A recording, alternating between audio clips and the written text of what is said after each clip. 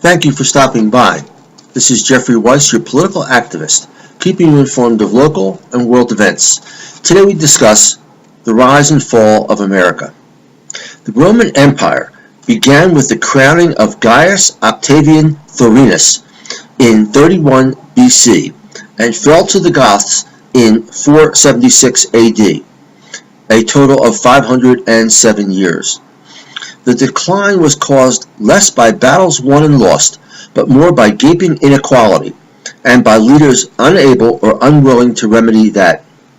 Does that sound familiar? This should raise alarm bells in America, but the reality is the politicians who would have to introduce and vote for such measures are almost all wealthy, and they are not going to vote for measures which take that wealth away. Thus, we are in a terminal loop. Here, as in other cases, the lessons of antiquity can raise alarm bells in the current day. The best example compares Rome in the 3rd century AD and America today. In that 3rd century, 2/3 of all male citizens between 17 and 30 were enrolled in the army, prepared to die for the empire, and die they did. In just one battle against Hannibal, tens of thousands were killed. Instead of suing for peace, or making a treaty, or giving some concession, the Romans inscripted more and fought again. Those who don't learn the lessons of the past are bound to repeat their mistakes.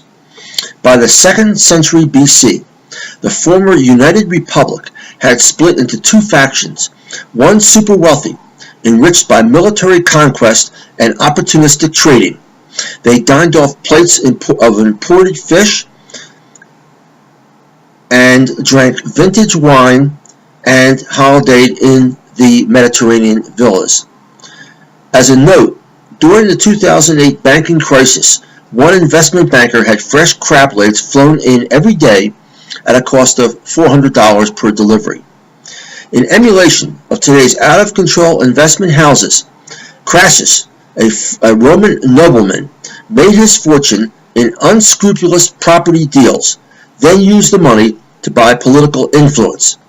Does that sound like real estate king Donald Trump to you? All this while the great majority of Romans endured a life of back-breaking work with no hope that the future would bring some relief, as is the case with our middle class today.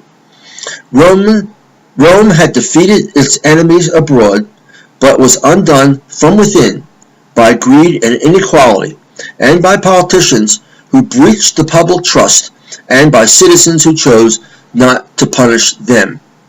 This is your wake-up call. If my articles interest you, please use the link to check out my website and books. Thank you very much.